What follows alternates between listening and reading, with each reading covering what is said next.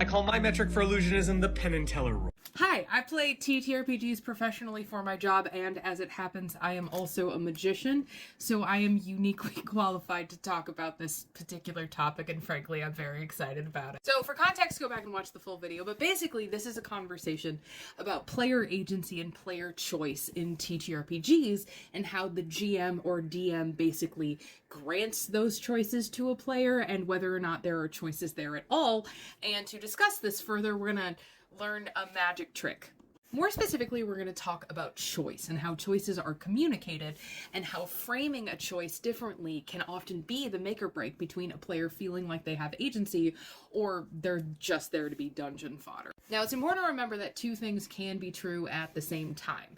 A GM can have really specific plans for a campaign and have a specific bad guy or a specific dungeon that they want to get to, but the players also need to feel supported and that their actions and the decisions that they make in the game matter. So to talk about how to do that effectively, we're going to look at magic. Now, a lot of magic involves the idea of choice, pick a card, any card. And then the question becomes, okay, well then can I really authentically pick any card? And oftentimes the answer to that question, is this really a free choice? Can I pick any card? Or is my choice being preordained for me by the magician? That's very similar to TTRPGs. Can I, the player, actually do anything in this world that I want to do?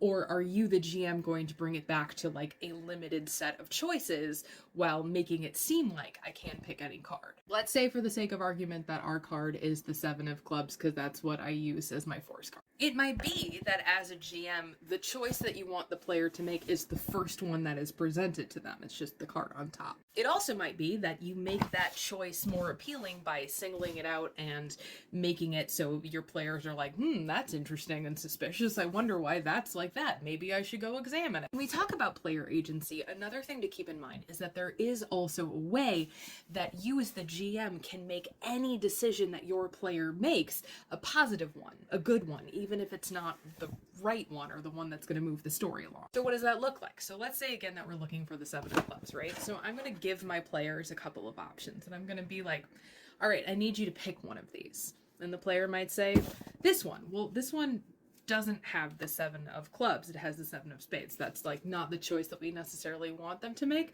But rather than being like, no, you chose wrong, what we're going to do is we're going to say, great, we're going to go ahead and we're going to eliminate that. So now why don't you go ahead and take the top card? Oh my God, it's the one that you wanted them to pick.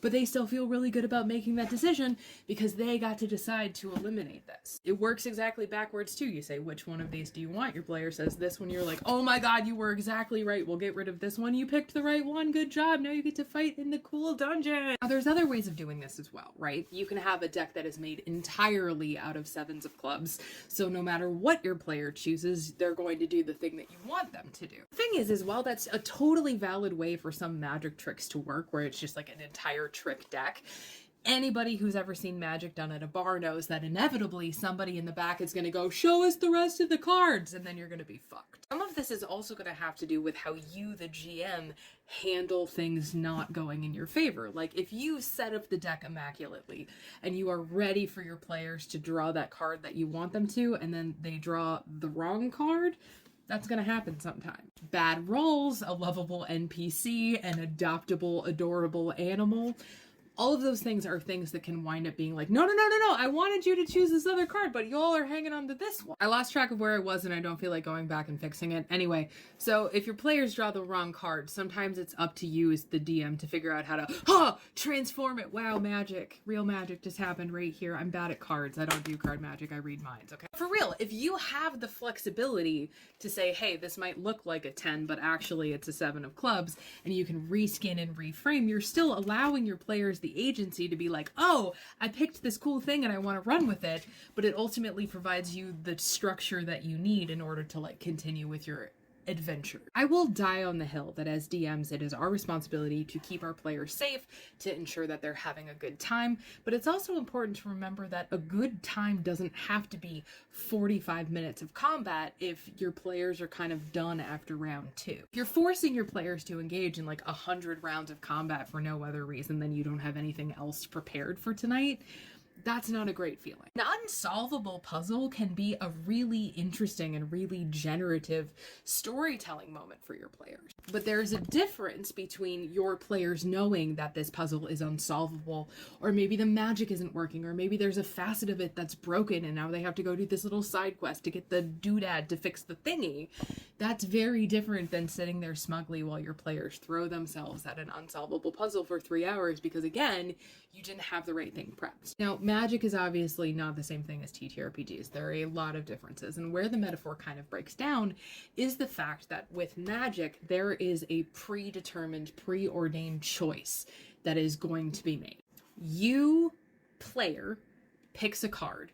I, magician, DM, reappears that card miraculously and impresses everyone in the audience. But what is important to keep in mind is that ultimately it doesn't matter like what card you choose, right? The trick will function no matter what card you choose, whether or not it is preordained or not. The idea is that you are choosing a card. But the magic, the spectacle, the mystery, the storytelling comes from the emotional connection that the player has with the card. Pick a card, any card, and the player happens to choose the 7 of clubs. This is where the magic will be focused. That player now has a personal connection to that choice and a vested interest in the success of this trick. Are you going to find their card? Where is it going to appear from? What sort of presentation will there be? Whereas if the trick is pick a card, any card, no, not that one. No, not that one. No, not that one. No, not that one. Well, okay, we can use that one. That's not a good magic trick, and it's not good D&D. And again, before a war starts in the comments, I know that this is not a one-to-one. And as a magician and as a DM, I think it's okay if you need to find creative ways in order to support your players pulling the card that you need them to. I think it's important to ask why. Does it serve the story? Does it serve the world? Is it helping a character like build their arc or like drop some of that good backstory lore? Or are we just grinding in a sandbox because I have to get them to the 7 of clubs before the game can move on? I don't know. Anyway, something to think about. Bye. Oh, I missed. Nope, still missed.